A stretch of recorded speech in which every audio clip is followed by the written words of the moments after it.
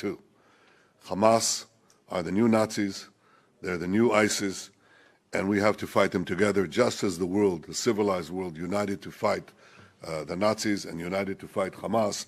It must together now stand with Israel as we fight and defeat Hamas. This is not merely our battle, it's the battle of the entire civilized world. It's the battle of Israel, it's the battle of the moderate Arab countries, it's the battle of Western civilization, the battle of the free world, the battle for the future. We have here two forces. One is an axis of evil led by Iran through Hezbollah, Hamas, and others that want to bring back the Middle East to the Middle Ages, to an age of bondage and war and slavery and annihilation. And the other force is the forces of progress and humanity that want to push the Middle East into a world of peace and prosperity. We are on the cusp of expanding that peace, and destroying that move was one of the reasons why this action was taken. We have to resist it, and we have to win. Above all, we have to win. We have to release the hostages. You have nationals.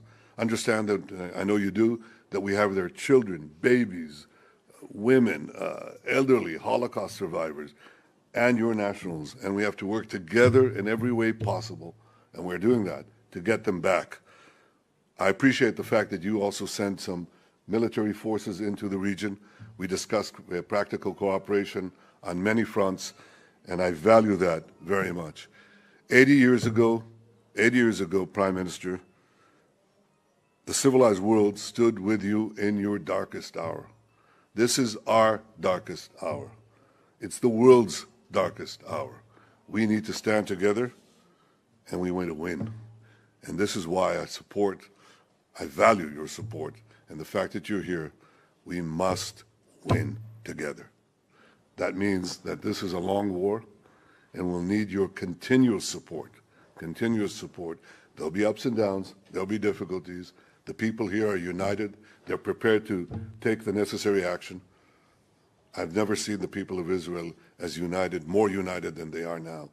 But we need that unity across the board and continuous support as we prosecute and win this just war against the modern barbarians, the worst monsters on the planet. Thank you, Rishi, for coming here. Well, Prime Minister, thank you for your warm words and for welcoming me to Israel. I'm just sorry to be here in such terrible circumstances. In the last 2 weeks, this country has gone through something that no country, no people should have to endure, least of all Israel, which has lived through some of the most awful scenes, the spectre of violence and terrorism every day of its existence. And I want to share the deep condolences of the British people and stress that we absolutely support Israel's right to defend itself in line with international law, to go after Hamas, to take back hostages, deter further incursions, and to strengthen your security for the long term. Now, I know that you are taking every precaution to avoid harming civilians, in direct contrast to the terrorists of Hamas, which seek to put civilians in harm's way. But I also want to thank you for the support that your government has given to the families of British nationals caught up in this horror, including your efforts to release the hostages, secure their release, and I know that we will continue to cooperate, particularly with regard to the British nationals that are involved. Can I also say that we have seen the scenes over the past day that have shocked all of us, particularly at the hospital, and we mourn the loss of every innocent life, civilians of every faith, every nationality who have been killed. And we also recognize that the Palestinian people are victims of Hamas too.